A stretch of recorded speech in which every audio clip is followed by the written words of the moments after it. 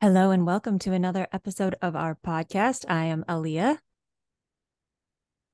And this is Curtis. and we're going to talk some heavy business. And today I am super stoked. We have Munsey Ricci on, the owner and founder of Skateboard Marketing. We are going to talk radio today, and I've never had an opportunity to talk to someone in radio. So thank you so much, Munsey, for coming on our podcast to talk about this. Oh, guys, thanks for having me on. I love doing these. So just to get things started off, would you mind giving us a little bit of your background on how you got started in the music industry and your journey to starting your company and what it is you do at Skateboard, briefly? I started out, I was a guitar player and I was in a thrash band and I worked in a recording studio and it was a jingle house and we never got signed. So, I wound up going back to school and started doing college radio and became music director and program director for my college station. And that wound up leading me to a job at CMJ Media, one of the trade journals, part time on the weekends. And it got me a job at Combat in Effect Records, which everybody knows Combat in Effect. They had Megadeth and a lot of great bands back in the day. And towards the end of college, I wound up getting a job at Polygram Records, where I was director national metal promotion, and I started the metal department for Polygram, which all their affiliate labels, which was Ruart, London, Mercury, Polydor, and affiliate labels. And I was there until 1991 when the company restructured, and I started this company in August 12th of 91. So that's a brief background of my history in about 30 seconds. That was pretty good. I had a quick follow-up to that, Munsey. So, can you kind of go over like what the difference is between radio campaigns versus like a regular PR campaign, like what we would do versus what you would do type of thing? Yeah, well, radio is strictly airplay, whereas press, you're going for ink and television. So it's really the same thing.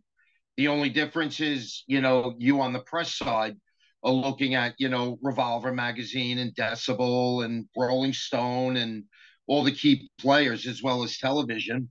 Whereas I'm looking at national syndicated radio and commercial stations with metal shows and block shows and college stations, which college is the super important backbone of really what it is that we do, because they have the liberty and the freedom to pretty much do whatever they want. They can play whatever they want.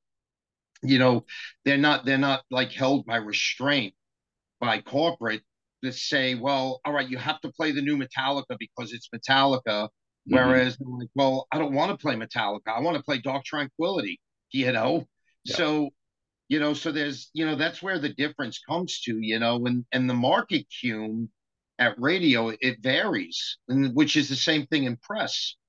Obviously you see some online zines that have like maybe 300 followers and some that have 300,000 or better. And, it's pretty much the same thing with radio. The market cume's pretty important. How do you? Okay, so how many radio stations would you say there are in North America? You just handle North America, I think. So how many do you think there are in North America for just metal that Oh, you're I aware of? mean, it varies. I mean, there's probably well over 500 stations between the United States and Canada. Fair.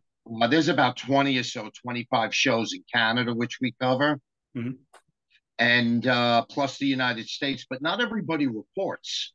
And we kind of try to focus on the large stations that have a market cume, Hmm. as well as stations that are reporters to metal contraband, which is one of the trades, Hmm. and the NACC chart, which is the North American College chart, which I know you're familiar with CMJ. Yep. Um, NACC, when CMJ stopped publishing in 2017, the NACC came along, and it's kind of almost the same thing. The only difference is they don't really publish like a weekly PDF magazine that you could download. That's really the only difference.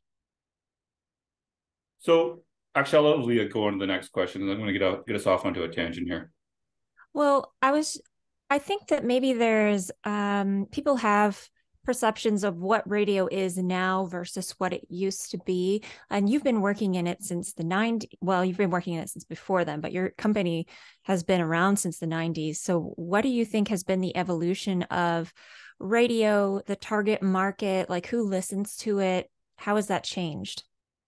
Well, streaming services became a big part of radio because now you see your market cume go down a little bit because back in the 80s, I mean, what'd you do when you were in your car? You pulled out a CD and put it in the CD player in your car. You're at home, you listen to a disc, or you put on, the local metal show, or you popped on WSOU, or whatever it was you were going to listen to. Nowadays, most fans usually they stream most of their music. So, like, the fulfillment is different when it comes to, you know, direct to fan. Whereas you still have a lot of old school fans that really want to listen to a station because they want to hear something new that they haven't discovered yet. So that, there's a fine line.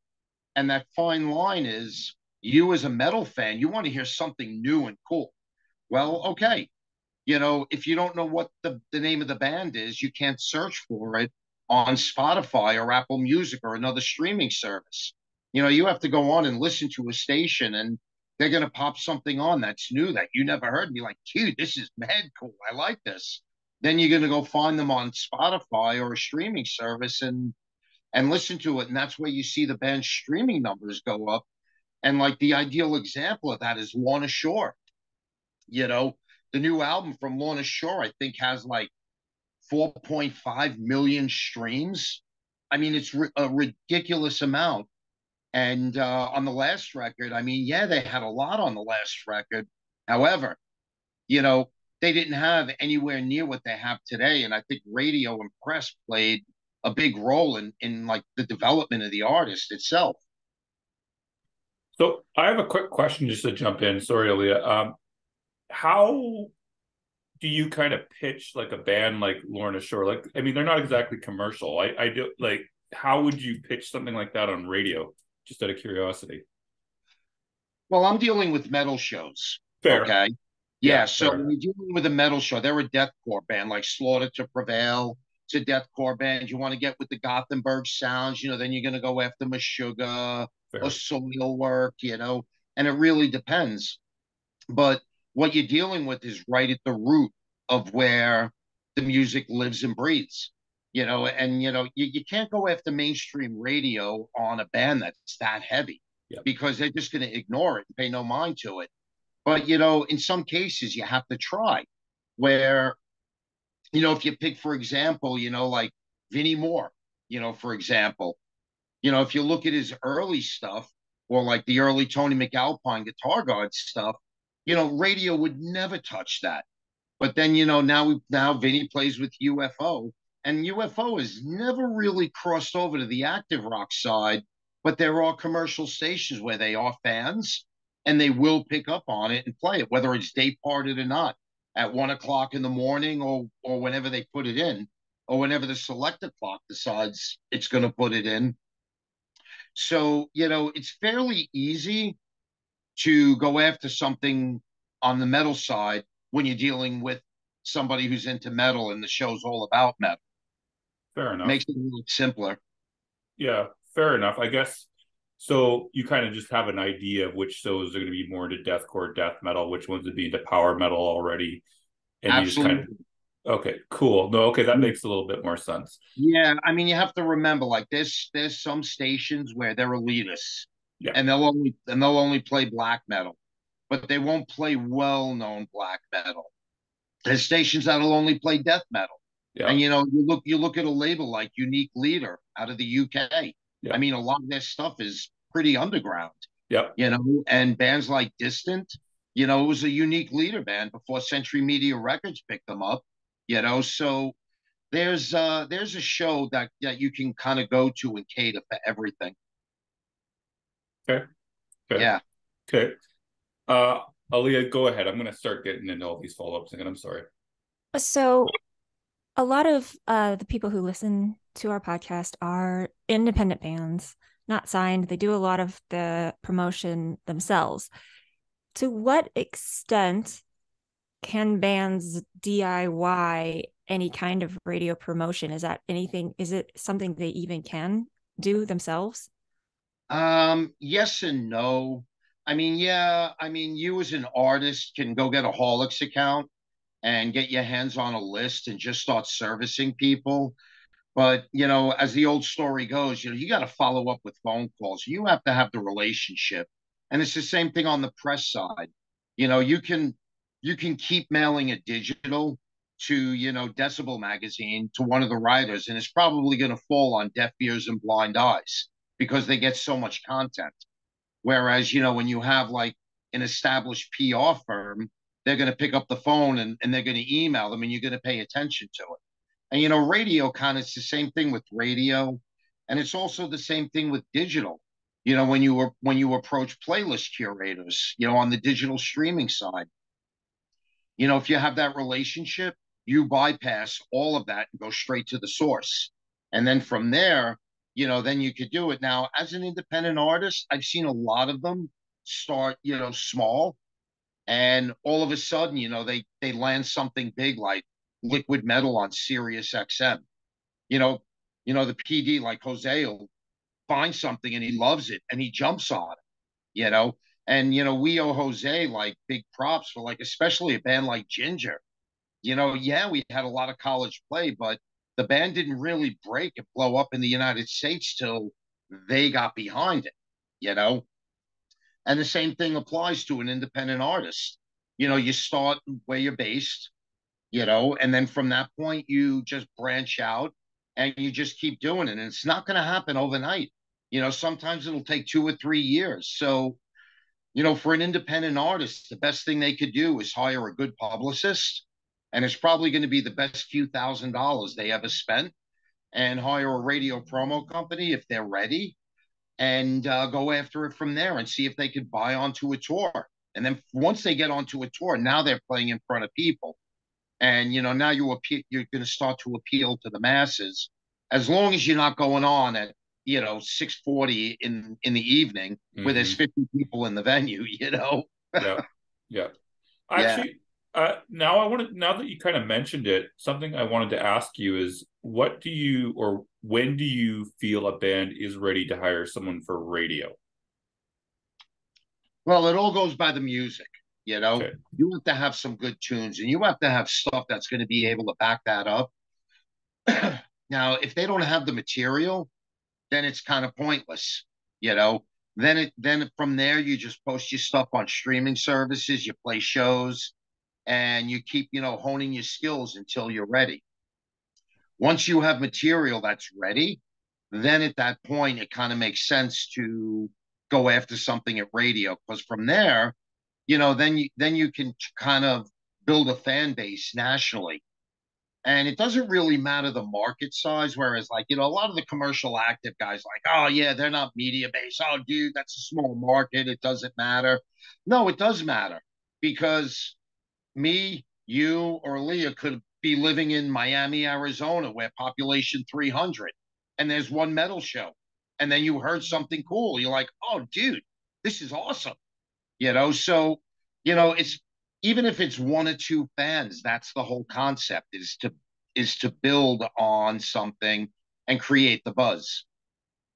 So let me ask you this. So I don't know if this has ever happened before, but have you had it where the band only wants to do a radio campaign? They don't want to do like a print or web campaign with another publicist. And if so, how do you handle that differently, if at all? Well, it doesn't really get handled any differently. Okay. We're going to approach, I'm going to listen to a record and find the track I think that could be the best.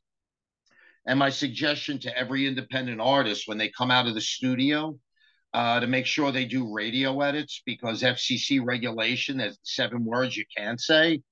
And most bands don't even think about that before when they're leaving the studio, and then they have to go back and do them all over again. So, I mean, we're going to approach it the same way, whether there's press or not. That's just how we do it. I've done it the same way for years, and it's effective and it works. I mean, it just makes it better if there's a digital campaign and a press campaign, but not every independent artist really has that kind of dollar amount to spend, dude. Yep, totally understand. Aaliyah, go ahead. Couple questions. Starting with going back to having material that's ready for radio. Are there certain genres of metal that uh, are better for radio, or genres that shouldn't be so concerned about it? Or certain traits of songs that need to apply other than just being a good song? Like, do they need to be a certain length, or all of that sort of detail? Well, I mean, format's one thing, whether it's prog, death metal, grindcore, it doesn't really matter. But if you You look think at like, there's a market for pretty much everybody? yeah, that doesn't matter. If you look at a band like Dream Theater or Catatonia or a Tesseract or something, I mean, some of the songs are 8 minutes long, you know, and the new Lorna Shore, part one, two, and three is what, like 18 minutes or 9 minutes or some crazy amount. So yeah, long songs kind of hurt a little bit, but you know, the band is what the band is. We find the fan base for what the band is into, and that's what we build on. But the one good thing is if you could try to keep a song under 4 minutes, it's good because there's a golden rule in radio is that for a 1 hour show, you get about 8 to 10 songs on because you have a mic break. If you're a commercial station, you got jingles. So, you figure there's about 8 songs per hour. Whereas at college, you can get a little bit more. And if the songs are shorter, you can squeeze in more. So, like 4 minutes is a good point, or a little bit after. Cool. I, And then, oh, go ahead, Curtis. well, I just want to ask, so what about when you get, assuming this happens, so let's say you get a band that only has like 10-minute long songs, 12-minute long songs, like a doom band or whatever, prog band, whatever. Do you tell them they have to shorten them then, or do you somehow figure out a way of pitching it even with the super long songs? The first thing I ask for is an edit. You have to have an edit. In some cases, Okay. some bands, it's impossible to edit. I mean, Yeah. how do you edit Deliverance from Opeth? You know, if you really think about it, it's such a great song and such a great band, but how do you edit that down to like, 3 or 4 minutes? You just can't. So in some cases, you just have to take it out for what it is. Okay. And you roll with it. And just like, as long as everybody has the mindset that, well, not everybody's going to play a 9 minute song, but we will get you some love. But, the first thing you will ask for is an edit. I got to have edits, dude. Makes sense. Yeah. And then you were also talking about cost, and obviously only go into as much detail as you feel comfortable with, but how much do you think a band should be prepared to look at when it comes to promoting like a single or a few singles from an album budget wise, if you can share? You got to remember when you deal with specialty, whether it's alternative, metal, or anything on the specialty side, it's an album format. Metal Contraband can be a single, it can be an EP, a sampler, an album. It doesn't matter because it's a spins based chart. Whereas the NACC, yeah, you can work a single, but it's an album chart. Reason being is that when CMJ launched in 1980, the alternative chart was the alternative to commercial radio, meaning you hear the album and you can go in, you can hear deep cuts and not something that you're going to hear normally at radio. So, like, if a band's going to put a budget aside, you have to remember you have a little bit of manufacturing, then obviously you have radio, you have press.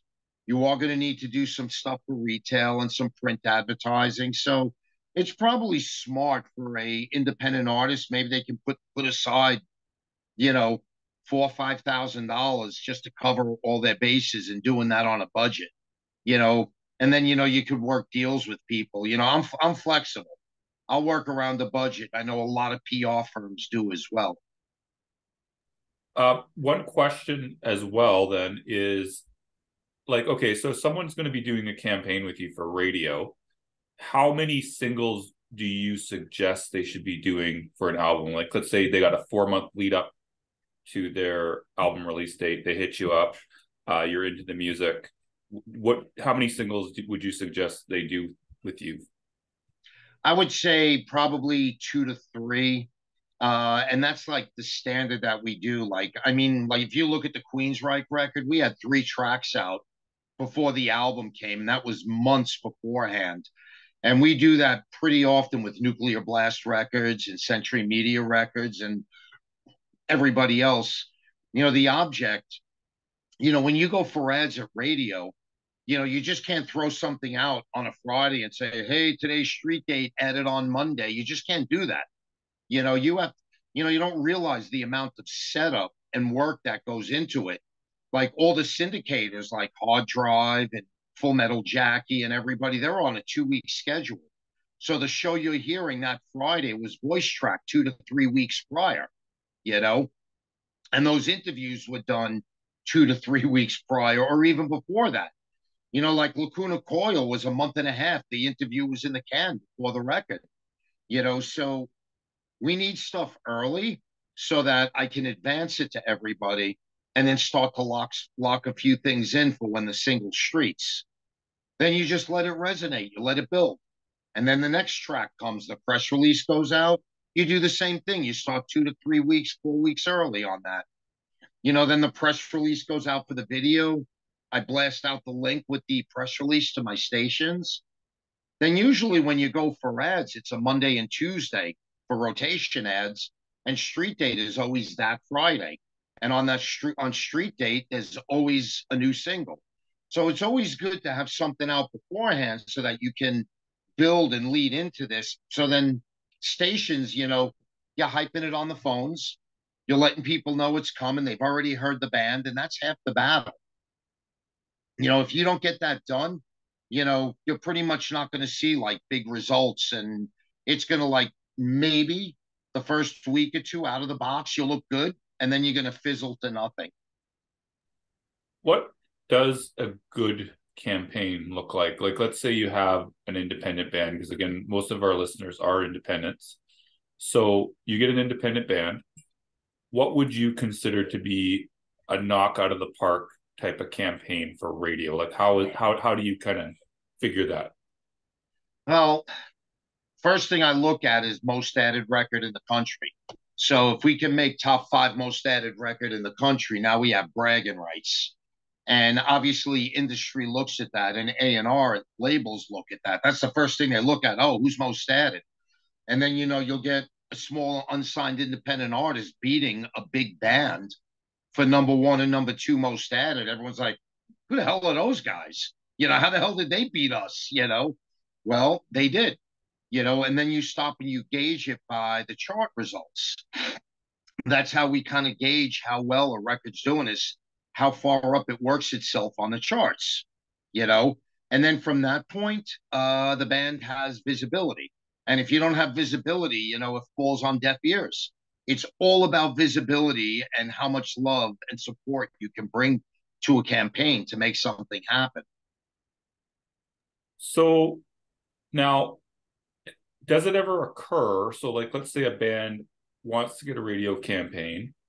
Obviously, again, you're believing in the music and everything like that, and you take them out, but does it ever not fly with the campaign, or is there always a way to get them on the radio? There's no science to it. Fair. And some records I've taken out, I'm like, oh yeah, it's going to do something. I can feel it, and it does nothing. Okay. Other records I take out, I'm like, I don't know what this is going to do, and the record blows up. So same with us. Yeah, there's really no science to it. We're like, well, how the hell did that happen? Yeah. And like the ideal example of that was Kilgore Smudge. I don't know if you recall them, late 90s, early 2000s post-core band out of Providence. They signed with Warner Music through Giant. And I fell in love with the band, but the band blew up, and they were #2 on the radio charts for like 10 weeks. They didn't move, Awesome. and then they were on the second stage at Ozfest in '98. That's awesome. And they started moving well over 1,000 units a week at SoundScan. So there's one example of a band, an old school band that just kind of did it very grassroots. Yeah. Yeah. Whereas, you get a big band. I've had some well-known name bands that like I can't get arrested with it. No matter what you do, you can't get arrested with it. Yeah. And it gets really frustrating sometimes, dude. I'm like, oh man, what's going on here? What did we do wrong? This is too real. We've had this happen with regular campaigns too, so I feel your pain. I'll let you follow this up.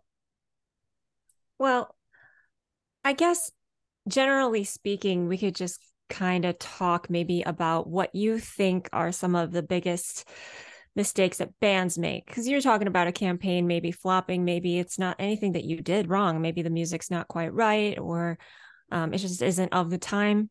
But from your perspective, related to radio or otherwise, what are some of the biggest things you see bands doing wrong? Well, the first thing I've noticed is that you just kind of have to be cool with everybody, and you just roll with it. You remember, like, you're not going to have a tour bus first time around.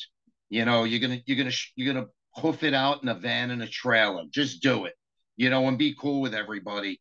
And usually by the end of the day, a lot of people don't mind. It's like, oh man, those guys are they're in a bunt. We gotta like, you know what? I don't mind helping them out. They were good guys and they did a lot for us, So attitude has a lot to do with it,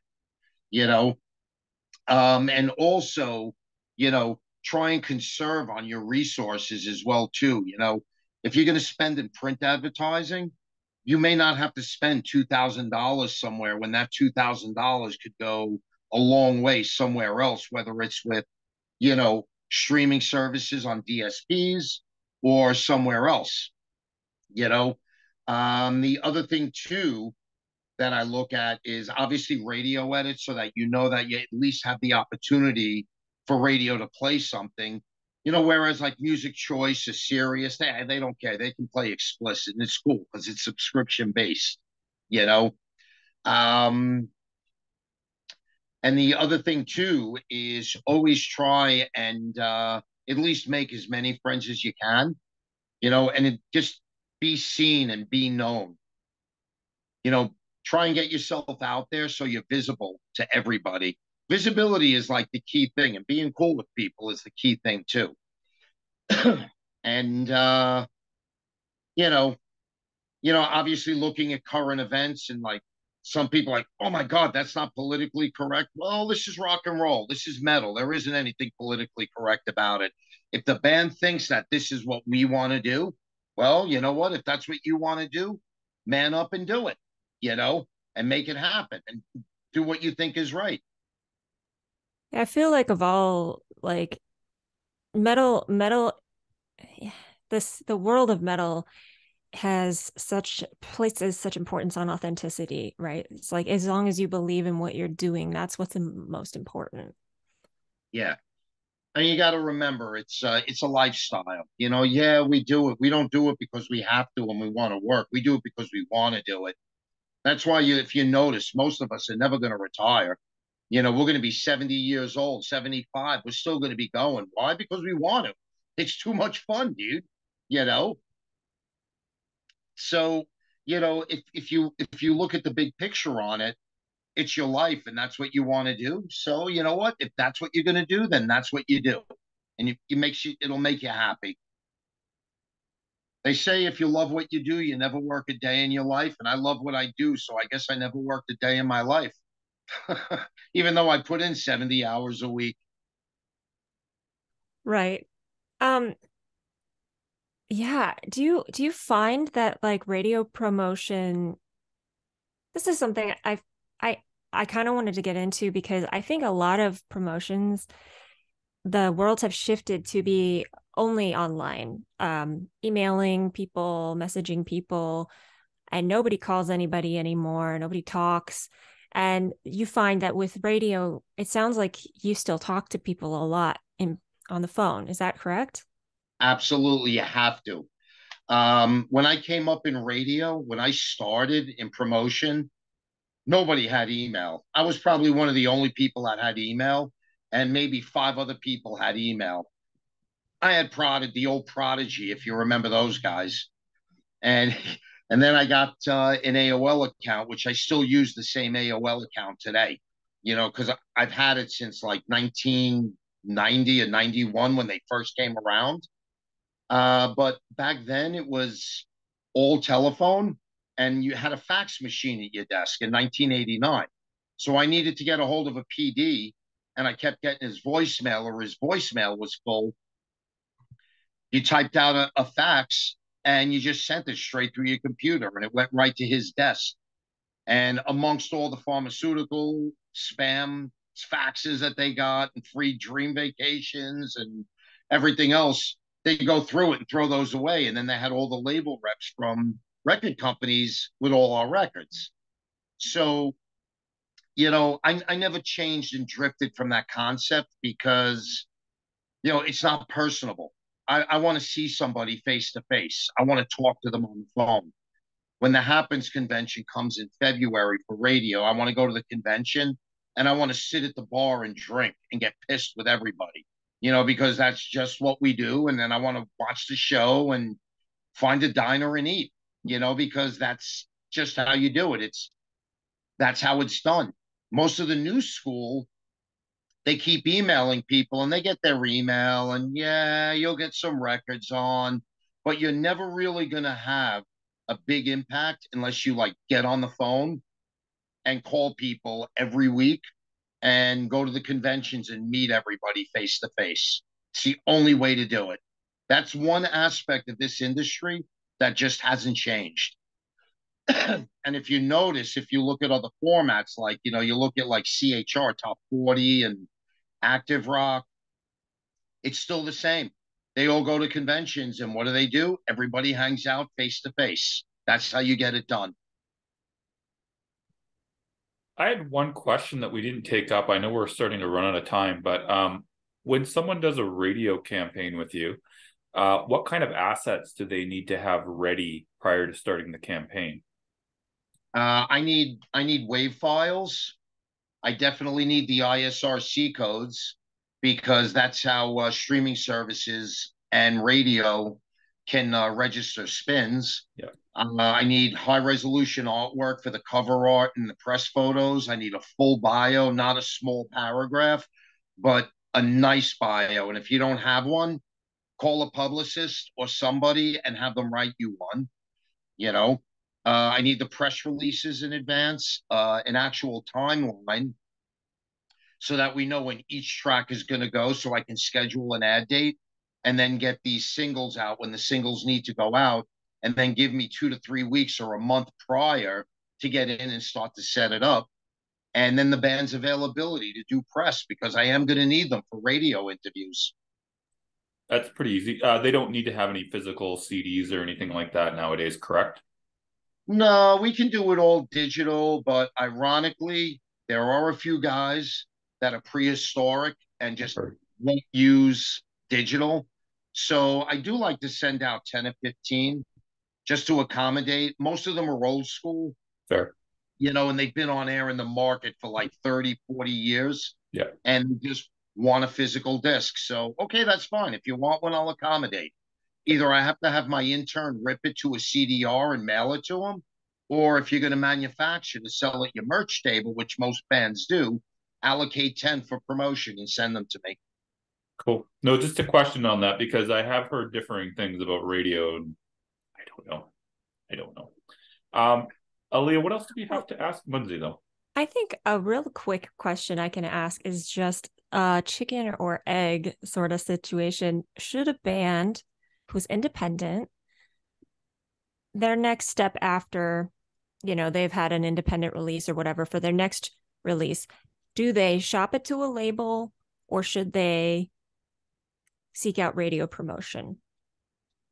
Well, it depends on if the band's ready to make records yet. I mean, sometimes a band, they'll make a record, but if you look at the big picture, all right, is this something that's going to fit with Warner Music or with Sony or with Century Media, or does this fit within that label's roster? Is this the type of genre the label has? Are you going to do good there? Or are you just sending it in because you want a deal and you want somebody to pay for it?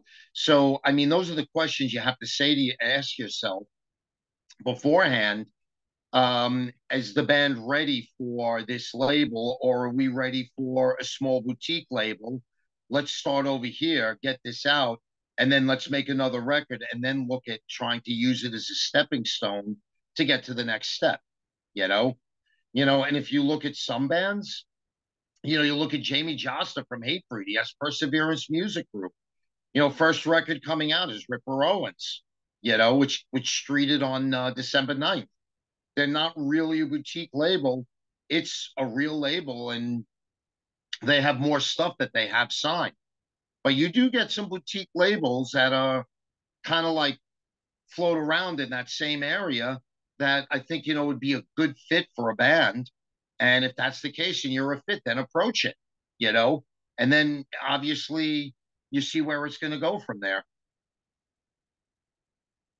So you think, I guess another way to ask this question would be like, what do you think a band would benefit from more, having a label or having radio representation?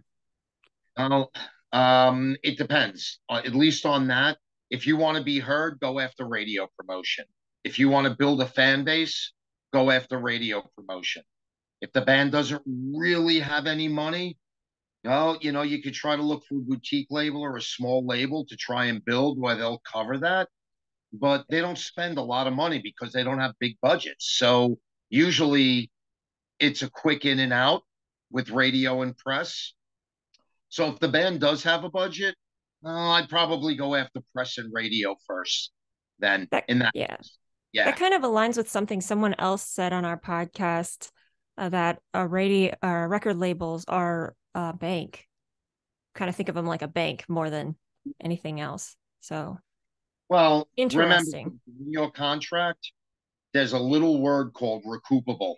Okay, and they should ask their lawyer about that word recoupable, because everything that label spends, they're going to recoup before you even see a royalty check. So, you have to remember, you have to kind of tread the area you want to tread, and then like kind of roadmap where you want to go from there.